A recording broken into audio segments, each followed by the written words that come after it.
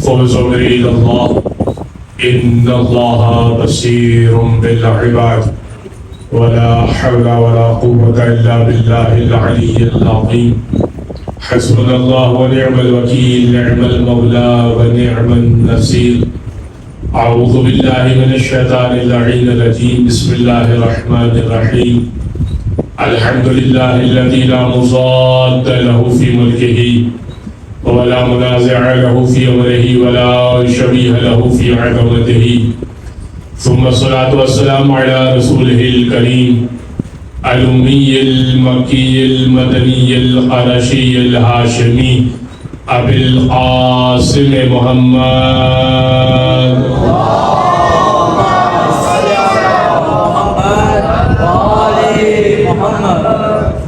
وعلى أهل بيته الطيبين الطاهرين واللعنة الدائمة على أعدائهم أجمعين من يوم ظلمهم وعداوتهم إلى قيام يوم الدين أما بعد فقد قال الله سبحانه وتعالى في محكم كتاب مبين بسم الله الرحمن الرحيم وإنك لعلى خلق عظيم عباد الرحمن الذين يمشون على الأرض هونا صلوات على محمد وآل محمد اللهم صل على محمد وآل محمد.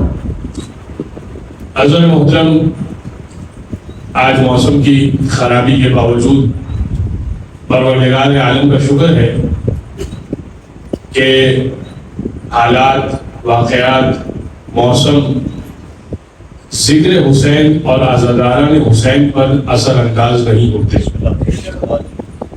اور کوشش بھی یہی ہونی چاہیے کہ موسم جیسا خراب ہو، حالات جیسے خراب ہوں، انسان کسی صورت بھی ذکر حسین میں کوئی کمی کوتاہی نہ کرے، اس لیے کہ اچھے حالات میں تو ذکر ویسے ہی لوگ کرنے کو تیار ہوتے ہیں، اچھے حالات میں تو ویسے ہی لوگ آمادہ ہوتے ہیں، جب لائٹ بھی موجود ہے، جب ٹرانسپورٹ بھی موجود ہے، جب امام بارگاہ بھی آراستہ اور سجے ہوئے ہیں اور راستہ بھی کھلا ہوا ہے، موسم بھی بہت اچھا ہے، آپ کے جیب میں گنجائش بھی ہے، گھر میں کوئی مالی پریشانی بھی نہیں ہے، تو کسی صورت کوئی پریشانی نہیں ہے تو امام بارگاہ میں آنے میں کوئی پریشانی ہوتی ہی نہیں ہے۔ اصل تو مزہ تب ہے کہ امام کے در پر اس وقت آئیں جب جیب بھی خالی ہو، حالات بھی بڑے برے چل رہے ہوں، موسم بھی بڑا خراب چل رہا ہو، ہر لحاظ سے مومن پریشان ہو، پھر آئے اہل بیت کے در پر اور امام کو بتائے کہ مولا میں نے ہر موقع پر آپ کے در کو نہیں چھوڑا اور کسی اور کے در پر نہیں گیا۔ یہ ہے اصل، ورنہ ہر موقع پر آپ آسائش کے موقع پر آ جائیں تو بہت اچھا ہے، لیکن ایسے موقع پر جب موسم خراب ہو انسان کو اور زیادہ تعداد میں آنا چاہیے، اور جہاں آپ اپنے دوستوں کو بتا سکیں۔ دیکھیں یہ بارشوں کے سلسلے، یہ ساری جو بھی کیمپین وغیرہ چل رہی ہے، یہ زندگی کا حصہ ہے، یہ سب چلتا رہتا ہے زندگی میں، مگر ذکر حسین فرض ہے، ذکر حسین میں شامل ہونا اور مجلس حسین میں آنا۔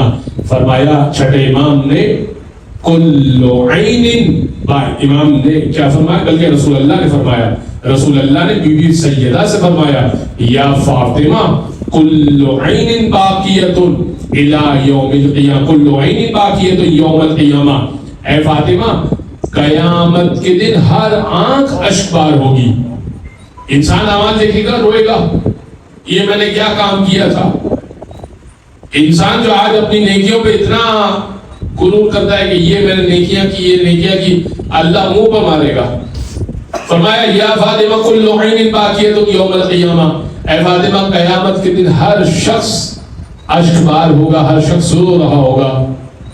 الا عین بکت علی مصاب الحسین، مگر وہ آنکھ جو حسین پر گریا کرتی ہوگی وہ آنکھ روئے گی نہیں، وہ آنکھ روئے گی نہیں۔ فَإِنَّهَا زَاهِقَةٌ مُسْتَبْشِرَةٌ بِنَعِيمِ الْجَنَّةِ، اور وہ آنکھ والا خوش و خرم جنت کی نعمتوں کی طرف بڑھ جائے گا.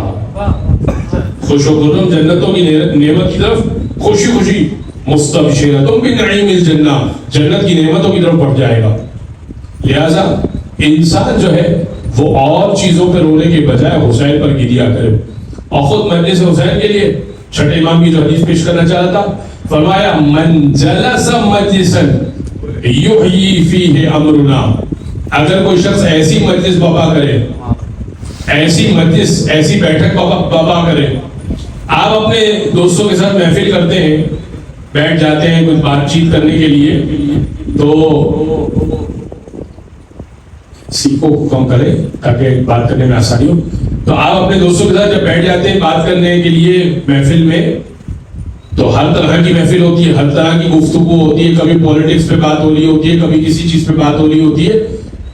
لیکن کون سی محفل اچھی ہے؟ چھٹے امام فرما رہے من جلس مجلسا یحیی فیہ امرنا، اگر کوئی شخص ایسی مجلس برپا کرے، یحیی فیہ امرنا، جہاں پر ہمارے امر کو زندہ کیا جائے. امر کا کیا مطلب ہے؟ ہماری ولایت کا ذکر کیا جائے، ہماری محبت کا تذکرہ کیا جائے، ہماری امامت کا تذکرہ کیا جائے. لم یمت قلبہ یوم تموت القلوب، اس کا دل اس دن نہیں مرے گا جس دن سب کے دل مر جائیں گے. یعنی قیامت کے دن سب کے دل مردہ ہو جائیں گے، مگر وہ کہ جس نے ذکر ائمہ کیا ہوگا.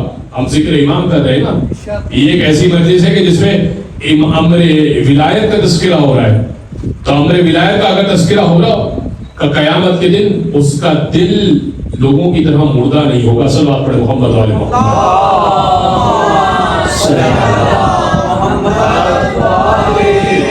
حضرت گرامی، میں آپ کو اس لیے روزانہ کچھ مجلس کے حوالے سے گفتگو کرتا ہوں تاکہ آپ کو یہ اندازہ ہو کہ یہ مجلسیں جو ہو رہی ہیں نا، یہ مجلسیں جو ہوتی ہیں، یہ کوئی معمولی کوئی گیدرنگ نہیں ہے.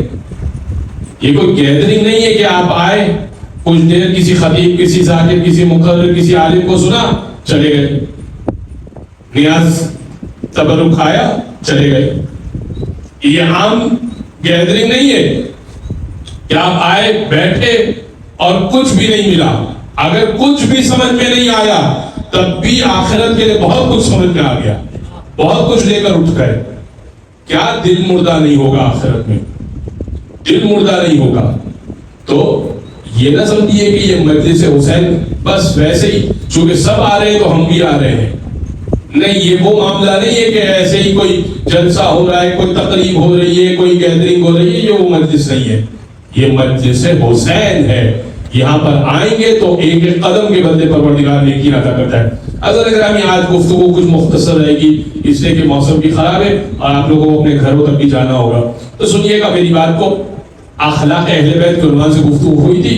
کل ایک مرحلے تک ہماری گفتگو ہو گئی تھی، آج اس سے کچھ آگے ہماری گفتگو بڑھے گی، اور وہ یہ کہ جب اہل بیت اطہار کے اخلاق اور خاص طور پہ رسول اللہ نے 3 باتوں پر عمل کر لیا، جو میں نے کل بات کی تھی اسی کو تھوڑا سا دہرا کر اسی سے آگے بڑھوں گا. 3 باتیں جو سورہ اعراف کی آیت نمبر 199 میں کہی، خذ العفو وامر بالعرف واعرض عن الجاہلین، کہ معافی کو تھام کر رکھو، نیکی کا حکم دو، واعرض عن الجاہلین، اور جاہلوں سے اعراض کرو، جاہلوں کو درگزر کرو، چھوڑو جاہلوں کو، اس سے نہ الجھو. جب ان 3 باتوں پر رسول اللہ نے عمل کر لیا، یہ آخری بات ہے اس سلسلے کی جو میں نے کل بات کی تھی، جب ان 3 باتوں پر رسول اللہ نے عمل کیا تب یہ آیت اتری، انک لعلی خلق عظیم. حبیب آپ اخلاق کے بہترین درجے پر فائز ہیں، حبیب آپ اخلاق کے بہترین درجے پر فائز ہیں. یعنی تینوں باتوں پر اگر کوئی شخص عمل کر لے تو اخلاق کے بہترین درجے پر فائز ہوتا ہے. آج جو میں نے آپ کی خدمت میں آیت پیش کی ہے وہ ویسے تو اللہ کے بندوں کے حوالے سے ہے، مگر یہ صفت ائمہ کے اندر زیادہ پائی جاتی ہے. اب وہ کیا ہے؟ عباد الرحمن. 12 صفت بیان کی ہے قرآن نے. لیکن بارہ تو ظاہر ہے کہ تذکرہ نہ ہو سکے گی، جتنی تذکرہ ہوگی میں انشاءاللہ ذکر کروں گا.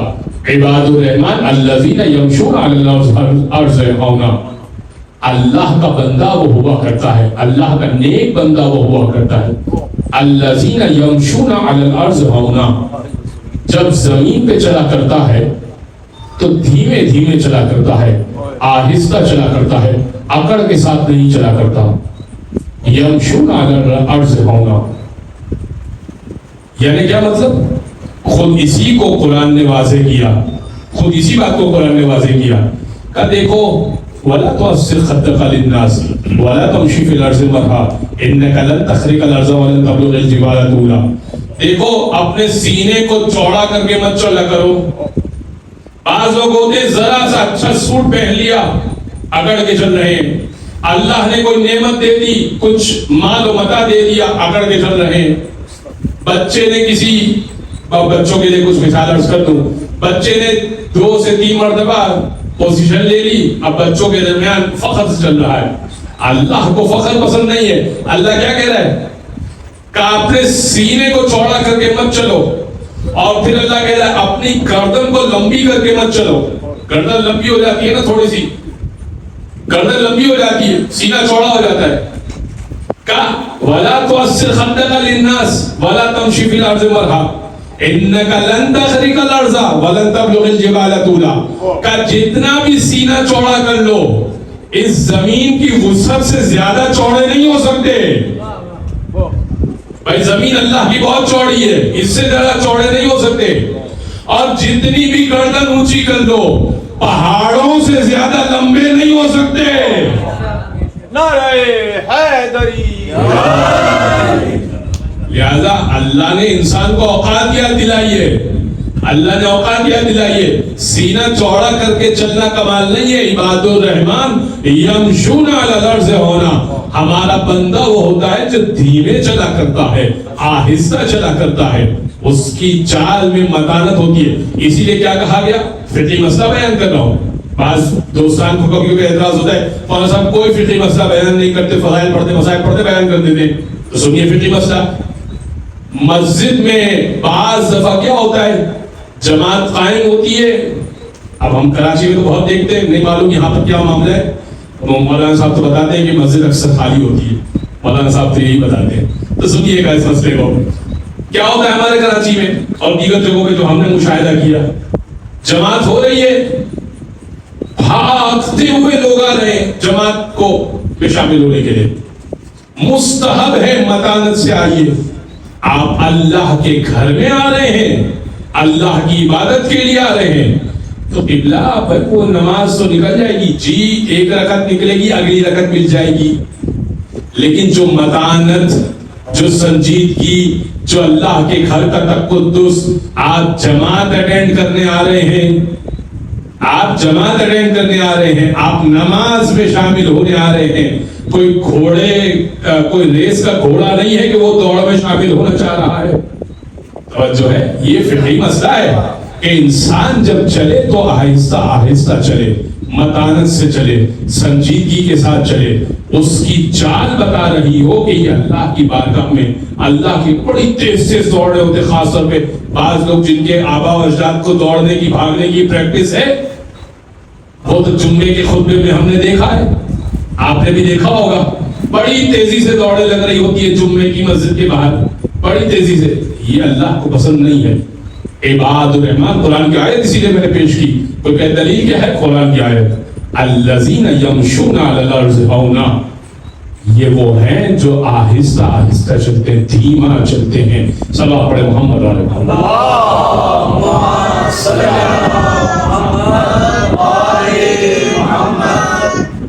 حضرت گرامی، آج دو تین باتیں اور بھی پیش کرنی ہے اخلاق اہل بیت کے عنوان سے، خاص رسول اللہ کے اخلاق کے حوالے سے. جب رسول اللہ نے ہجرت کی، یعنی ہجرت کب؟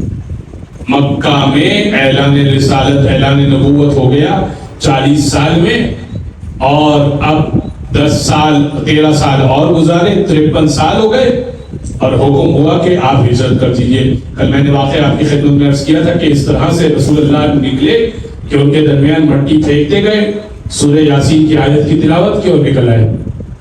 پھر وہ مسجد قباء پہ رکے اور مسجد قباء سے مدینہ میں داخل ہوئے. تو جب قباء کی وادی میں ابھی داخل ہو رہے تھے نا, تو یہودیوں کا ایک شخص وہ کھیت میں کام کر رہا تھا. یہودیوں کا ایک شخص, اچھا رسول نے جو ابتدائی پیغام دیا تھا وہ 4 باتیں 5 باتیں دی, یعنی 4 باتیں کہی, 5واں اس کا نتیجہ تھا. میں پیش کرتا ہوں. تو وہ یہودیوں کا ایک شخص عبداللہ بن سلام, اس کا نام ذکر کیا, وہ کھیت میں کام کر رہا تھا. دور سے اس نے دیکھا کہ محمد آ رہے ہیں. محمد کہا کرتے تھے کہ محمد بن عبداللہ آ رہے ہیں. تو کھیت میں کام کرتے کرتے اس نے جیسے ہی نظر پڑی تو ایک لمحے کے لیے وہ ٹک گیا, نگاہ اس کی رک گئی. جیسی نگاہ رک گئی تو کہتا ہے اللہ اکبر. تو اس کی بہن نے ٹوکا کہ تو مسلمانوں کا کلمہ کیوں جاری کر رہا ہے؟ اللہ اکبر, اللہ بہت بڑا ہے, تو مسلمانوں کا کلمہ کیوں جاری کر رہا ہے؟ کیا تو اسلام لے آیا یا تو نے موسیٰ کو دیکھ لیا؟ یا تو اسلام لے آیا یا تو نے موسیٰ کو دیکھ لیا؟ اس نے کہا میں نے موسیٰ سے بڑھ کر دیکھ لیا. میں نے جس کو دیکھا ہے وہ موسیٰ سے بڑھ کر ہے.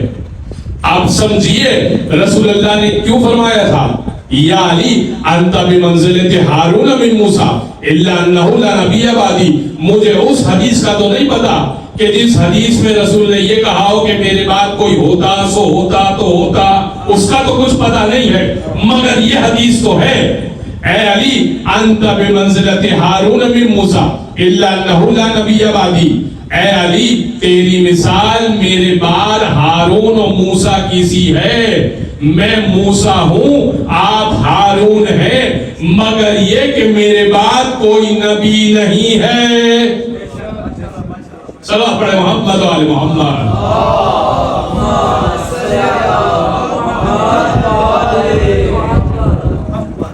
تو اس نے کہا کہ میں نے موسیٰ کو دیکھ لیا. رسول جب مدینہ میں وارد ہوئے تو رسول نے 2 بلکہ 5 باتیں کہیں, جس میں سے 2 باتوں کا تذکرہ میں آج کروں گا. پہلی بات کہی افشوا السلام, دوسری بات کہی واطعموا الطعام, تیسری بات کہی وصلوا الارحام. پھر فرمایا کہ والناس بالنیام اقم الصلاۃ والناس بالنیام. اور 5ویں بات کہی تدخل الجنہ بالسلام. کیا مطلب ہوا ان 5 باتوں کا؟ کہ افشوا السلام, کہ دیکھو سلام کو عام کرو. مدینہ میں پہلا پیغام جو رسول نے دیا ہے وہ سنیے گا, کہ سلام کو عام کرو, سب کو سلام کیجیے. بڑا مشکل کام ہے. حدیث میں وارد ہوا اور اخلاق انبیاء میں وارد ہوا اور اخلاق اہل بیت میں وارد ہوا. بڑا چھوٹے کو کرے مشکل کام ہے. چھوٹے کو سلام کرنا تو بڑا مشکل کام ہے. ہم کیوں کریں, چھوٹا کرے. حدیث میں وارد ہوا, مولا نے فرمایا اگر اپنا تکبر توڑنا ہو تو سلام کیا کرو. تکبر توڑنا ہے اپنا, بڑا غرور آ گیا ہے, تمہیں لگتا ہے کہ تم اس سے بات نہیں کرتے, ہر ایک کو سلام کرو, ہر ایک کو سلام کرو. آپ دیکھیے گا. اور ایک اور حدیث میں وارد ہوا کہ اگر اپنے زیادہ دوست بنانے سلام کرو, زیادہ دوست بنانے سلام کرو. بہت مشکل کام ہے. کہ اس کا مطلب کیا ہوا؟ بڑا چھوٹے کو سلام کرے, سوار پیادہ کو سلام کرے. اب آپ جا رہے ہیں کسی جگہ پر, گاڑی میں, بائک پہ, کسی سواری پر, اور کوئی جان پہچان والا سامنے سے آ رہا ہے, آپ یہیں سے جا رہے ہیں, اسی پل سے جا رہے ہیں, اب بائک پر ہے, گاڑی پر ہے, سائیکل پر ہے, کوئی بھی آپ کے پاس سواری ہے, روک کے اس سے خیریت لینا بڑا مشکل کام ہے. یہ پوچھنا خیریت سے ہے, السلام علیکم. بھائی ہم تو سواری پر ہیں, ہم کیوں پوچھیں؟ وہ ہمیں کرے سلام نہیں.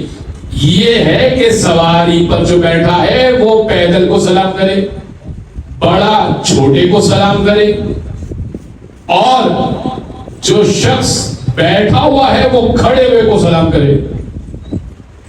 ایک کرسی پر بیٹھے ہوئے ہیں, کسی مسند پر بیٹھے ہوئے ہیں, تو ہمارا یہ خیال ہوتا ہے کہ جو آ رہا ہے وہ سلام کرے. جی نہیں, جو کسی مسند پر بیٹھا ہوا ہے, جو کسی بڑے رتبے پر بیٹھا ہوا ہے, وہ بڑھ کے چھوٹے کو سلام کرے. ہمارے یہاں رواج یہ ہے کہ چوکیدار, جمعدار, کچرا اٹھانے والا وہ سلام کرتا ہے, صاحب سلام علیکم. جی نہیں, آپ سلام کریں. اس سے کیا ہوگا؟ اس سے غرور و تکبر ٹوٹے گا. رسول فرما رہے ہیں افشوا السلام. اس کا میں واقعہ آپ کو سنا, لیکن بات مکمل ہوگا. دوسری بات رسول نے فرمایا افشوا السلام واطعموا الطعام, کھانا کھلاؤ. یہ بھی بڑا اچھا کام ہے. آپ سمجھتے ہیں کہ کسی کے ساتھ آپ کی ناراضگی ہے, کھانے پہ دعوت دیجیے. کبھی ناراضگی اپنی جگہ آ جائیے, کھانا کھائیے. ایک مرتبہ وہ آپ کا لقمہ کھا لے گا نا, آپ کی اس کے ساتھ دوستی ہو جائے گی. کھانے پہ بلائیے. یہ رسول اللہ فرما رہے یہ پہلا موقع ہے جب رسول دین کا پیغام پہنچا رہے ہیں. پہلا موقع ہے جب دین کا پیغام پہنچا رہے ہیں. کھانا کھلائیے. رسول نے فرمایا سلام عام کرو, کھانا کھلاؤ. تیسری بات کیا کہی؟ کہا وصلوا الرحم, رشتہ داری نبھاؤ. یہ تو اور یہاں پر بھی اور ہر جگہ پر عام ہے. بات بے بات پر زمین کا کوئی مسئلہ ہوا تم سے ہم بات نہیں کریں گے, جائیداد کا کوئی مسئلہ ہوا ہم بات نہیں کریں گے. رشتہ داری قطع کی. خاص طور پہ اگر کسی نے کسی کی زمین پر ناجائز قبضہ کیا, ساتھ امام کی حدیث ہے, امام نے فرمایا کہ وہ زمین کا ایک بالشت اگر کسی نے ناجائز قبضہ کیا, ایک بالشت, بڑی زمین کی بات نہیں, مرلے کی بات نہیں کر رہا میں, گز کی بات نہیں کر رہا, بالشت کتنا ہوتا ہے بالشت؟ فرمایا وہ 7 طبقوں سمیت اس کے گلے میں توق بنا کے آخرت پہ ڈالا جائے گا اگر ناجائز قبضہ کیا. اور اس کی بنیاد پر رشتہ داری قطع کر دی, اللہ عمر سے برکت ختم کر دیتا ہے, رزق سے برکت ختم کر دیتا ہے. صلو ارحام, رشتہ داریاں نبھاؤ. پھر فرمایا اور نماز پڑھو, صلو باللیل والناس بالنیام, اور رات کی تاریکی میں نماز پڑھو جب لوگ سوئے ہوئے ہوں. یہ تو کمال نہیں ہے کہ تم دن میں نماز پڑھ رہے ہو, سب لوگ جاگ رہے ہیں, تم نماز پڑھ رہے ہو, تم کو بھی دیکھ لیا, مگر اس وقت نماز پڑھو جب لوگ سوئے ہوئے ہوں. 4 باتیں ہو گئی. آخری بات رسول نے فرمائی تدخلوا الجنت بالسلام. اگر ان 4 باتوں پر عمل کرو گے جنت میں سلامتی کے ساتھ داخل ہو جاؤ گے, سلامتی کے ساتھ. آخری بات میں کر کے انشاءاللہ منزل مسائب پر آؤں گا. رسول اللہ طائف میں گئے, میں سلام کے اوپر بات کر رہا تھا نا, بس وہ بات کر کے میں منزل مسائب پر آؤں گا. طائف میں گئے, رسول اللہ بڑا مشہور تھا, جادوگر ہے, ساحر ہے, کاہن ہے, بات کرتا ہے اپنی طرف اٹریکٹ کر دیتا ہے, اس سے بات نہیں کرنا. اب ڈرتے ڈرتے, اچھا یہ بھی مشہور تھا کہ یہ اچھا شخص ہے, اور یہ بھی مشہور تھا کہ یہ جادوگر ہے. اب رسول کسی مقصد سے گئے تھے وہاں پر, تو ایک شخص نے کہا اپنے غلام سے, ایک شخص نے اپنے غلام سے کہا, غلام سے کہا کہ اس کو پانی پلا دو, شخص اچھا ہے مگر جادو کرتا ہے. محمد کی بات, رسول اللہ کی بات. یہ محمد نام کا جو شخص ہے یہ اچھا تو ہے مگر جادو کرتا ہے, کچھ آیتیں وغیرہ پڑھے گا, کچھ ذکر وغیرہ پڑھے گا, تم اس کے جادو میں آ جاؤ گے اور تم اس کے مذہب پہ آ جاؤ گے. توجہ رکھیے گا واقعی کی طرف. تو بیچارہ غلام ڈرتے ڈرتے آیا پانی کا گلاس لے کر. اب رسول کا پیغام کیا ہے؟ سلام کرو, سب کو سلام کرو, اور بڑے رتبے والا تو چھوٹے کو لازمی سلام کرے. تو رسول اللہ نے پانی کا گلاس لینے سے پہلے کہا السلام علیکم. غلام کے تو وہم میں نہیں تھا, اس زمانے میں غلام کو تو کوئی پوچھتا نہیں تھا, اور وہ بھی حبشہ کا غلام, اس کو تو کوئی پوچھتا نہیں تھا. حبشہ کا غلام تو اور زیادہ بے قیمت سمجھا جاتا تھا, کیونکہ سیاہ فام ہوا کرتے تھے, کالے رنگ کے ہوا کرتے تھے, تو اس وجہ سے ان کی کوئی قیمت نہیں ہوا کرتی تھی. وہ کہنے لگا کہ اگر یہ اتنا بڑا جادوگر بھی ہے تو یہ مجھے سلام کر رہا ہے. وہ تو بڑا خوش. کہا بیٹھ جاؤ. کہا کہاں سے ہو؟ کہاں سے ہو؟ کہا کہ میں فلسطین سے ہوں. اس حبشی غلام نے کہا کہ میں تو حبشہ سے ہوں, میرے آبا و اجداد کچھ فلسطین میں بھی رہتے ہیں, میں ابھی حالیہ فلسطین سے آیا ہوں. کہا کہ اچھا میرے بھائی یونس کی سرزمین سے ہو. رسول فرما رہے کہہ رہے میرے بھائی یونس کی سرزمین سے ہو. آپ کے بھائی یونس؟ کہاں میں جس سلسلے سے ہوں نا ان میں ایک یونس بھی گزرے ہیں, وہ فلسطین میں آئے تھے, تو ہو گئی نا ہماری بات چیت, گویا کہ ہمارا رابطہ بن گیا نا. وہ تو بڑا خوش ہو گیا. بس وہ کچھ دیر کی, پھر رسول اللہ نے اور حالات پوچھے, کہاں رہائش ہے, کس جگہ پہ رہتے ہو, اچھا اس کو تو میں بھی جانتا ہوں, وغیرہ وغیرہ وغیرہ. 10 منٹ کی گفتگو, کھڑا ہوا کہنے لگا اشہد ان لا الہ الا اللہ اشہد ان محمد رسول اللہ. کیا ہے؟ افش السلام. سلام کیا رسول اللہ نے تو اسلام پہنچا. سلام پڑھے محمد و آل محمد.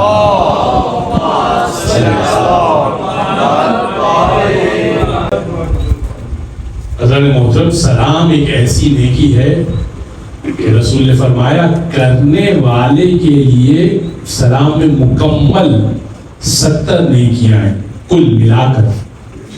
کرنا تو مستحب ہے, سلام کہنا تو مستحب ہے, مگر جو سلام کرتا ہے نا اس کو 69 ملتی ہیں, ایک جواب دینے والے کو ملتی ہے. اور پھر رسول نے فرمایا وہ جواب دینے والے کو بھی اس لیے ملتی ہے کہ جواب دینا واجب ہے. بھائی واجب ہے تو ایک تو نیکی ملے گی, مجبوراً اس نے وعلیکم السلام کہا ہے, تم پر بھی سلامتی ہو, تو ایک نیکی اللہ نے اس کو بھی دے دی ہے. ورنہ اللہ چاہتا تو 70 کی 70 نیکیاں اس کو دے دیتا جو سلام کر رہا ہے. یہ ہے اخلاق اہل بیت. مگر عزیزان گرامی, جہاں اہل بیت نے سلامتی کے ساتھ سارا دین پہنچایا, وہاں بار بار بازار کوفہ کے واقعات جو میں بیان کر رہا ہوں نا, میں یہ کہہ رہا ہوں آپ سے کہ انسان اگر پریشان ہو, کسی مشکل میں گھرا ہوا ہو, جبکہ اس کے ساتھ اس کی آل اولاد اور مستورات بھی ہوں, اور کوئی جاننے والا مل جائے تو بڑا مشکل ہے, اور ایسے میں اس کو کوئی سلام کرے اور اس سے حال چال پوچھ لینا تو بڑا دل کٹتا ہے. بازار کوفہ میں ایک ایسا مرحلہ بھی آیا